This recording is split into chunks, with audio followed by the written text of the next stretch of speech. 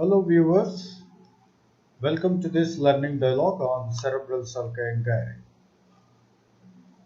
The cerebrum consists of superolateral medial and inferior surfaces,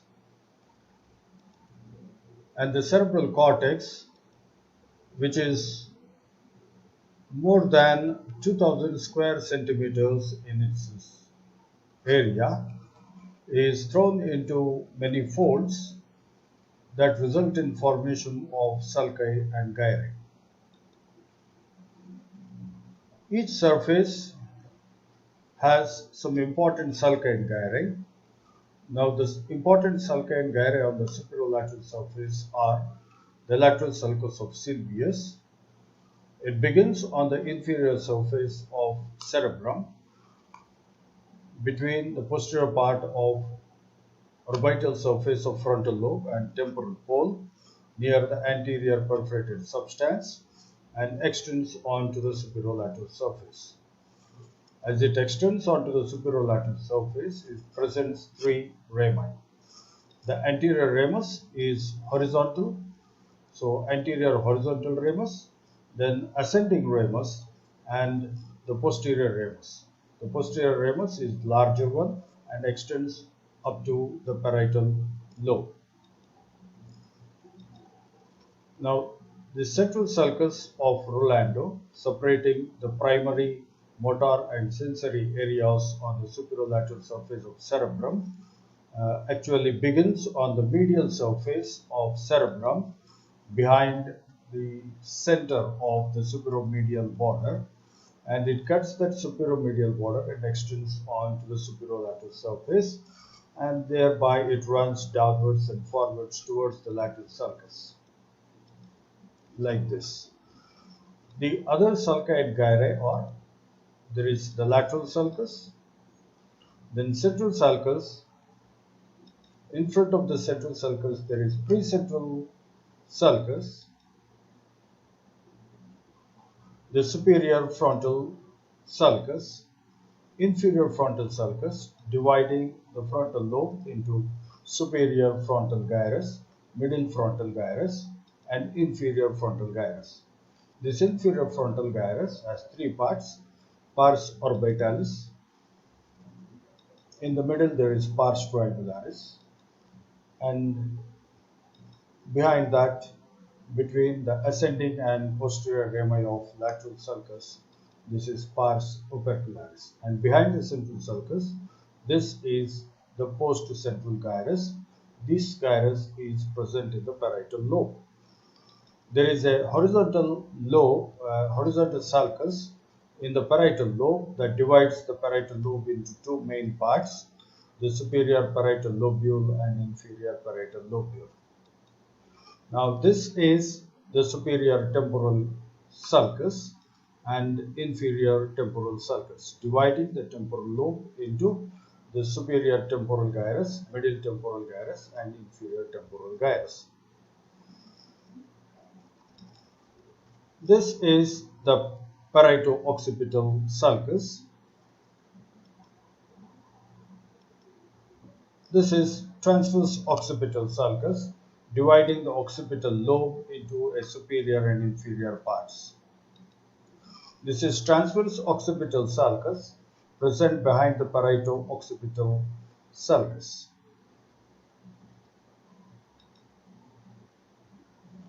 Now, parietal lobe is divided into superior parietal lobule and inferior parietal lobule. Surrounding the posterior end of the lateral sulcus, posterior ramus of lateral sulcus, is the supramarginal gyrus, and surrounding the posterior end of the superior temporal sulcus, this gyrus is called as angular gyrus.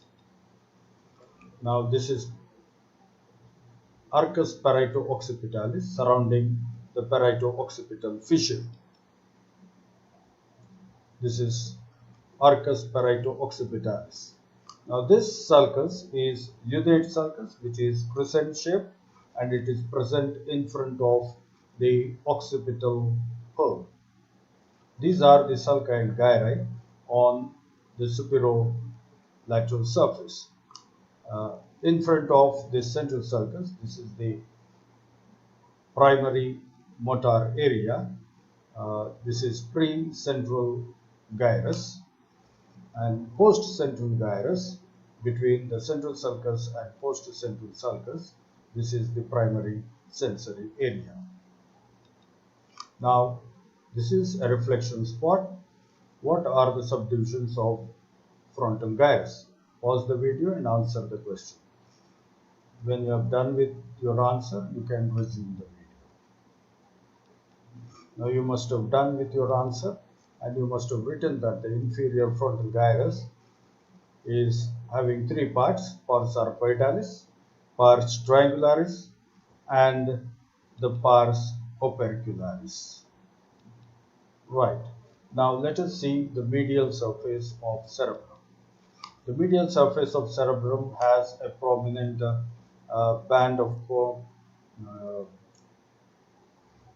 commissural fiber called as corpus callosum, and surrounding this corpus callosum, just above the corpus callosum and cingulate gyrus, this is the callosal sulcus, and above that there is this cingulate sulcus. Then this is the suprasplenial sulcus, present a little over the splenium. This is suprasplenial, present above the splenium, so it is called suprasplenial sulcus. Now this is calcarine sulcus, beginning below the splenium and going towards the occipital pole. This is calcarine sulcus. Now this is parieto-occipital sulcus, beginning in the center of calcarine sulcus and going towards the superomedial border is parieto-occipital sulcus. Now this is the anterior parolfactory sulcus. Above that there is the posterior parolfactory sulcus. The gyri are the paraterminal gyrus in front of the anterior parolfactory sulcus. Between the two parolfactory sulci there is parolfactory gyrus, and between the cingulate sulcus and the superomedial border of the cerebrum, this is the medial frontal gyrus. Behind that, surrounding the central sulcus, the beginning of central sulcus on the medial surface, this is the paracentral lobule, and between this upturned portion of this cingulate gyrus and the parieto-occipital sulcus, this is the precuneus. Now between the parieto-occipital sulcus and the calcarine sulcus, this is what is called as precuneus. This is called as cuneus, which is triangular. Precuneus is quadrilateral and cuneus is triangular. So these are the sulci and gyri, and this and one more sulcus which is prominent on the medial surface is isthmus, present below the splenium, and it is continuous with the cingulate gyrus. This is the cingulate gyrus between the callosal sulcus and the cingulate sulcus, which is part of that limbic system. Now here is another reflection spot. What is the name of the gyrus between the calcarine sulcus and parieto-occipital sulcus? When you are done with your answer, you can resume the video.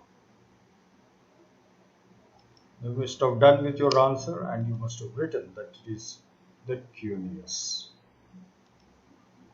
Now inferior surface presents some important sulci and gyri. What are they? Let us see. This is where the olfactory tract lies, olfactory bulb and olfactory tract lies, and this sulcus is called as olfactory sulcus.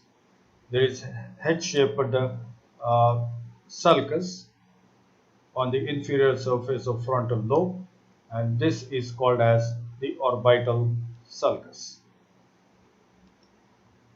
Now this is stem of the lateral sulcus seen on the superolateral surface.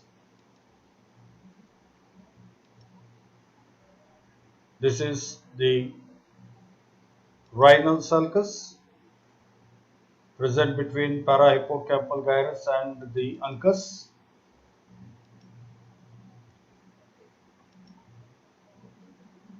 This is the collateral sulcus. This is the sulcus extending from occipital lobe to the temporal lobe on the inferior surface, parallel to the collateral sulcus. It is called as the occipitotemporal sulcus.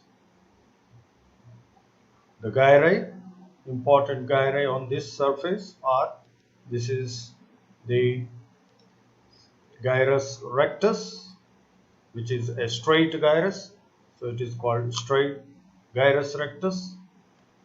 Then the H-shaped orbital sulcus divides this surface into the anterior, posterior, medial and lateral orbital gyrus.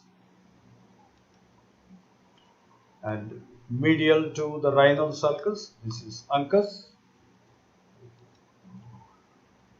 and medial to the collateral sulcus, this is the parahippocampal gyrus. Between the collateral sulcus and occipitotemporal sulcus, this is occipitotemporal gyrus. So these are the important sulcate gyri on the inferior surface. So this finishes the study of the important sulcate gyri on the three surfaces of cerebrum. Thank you for watching the video.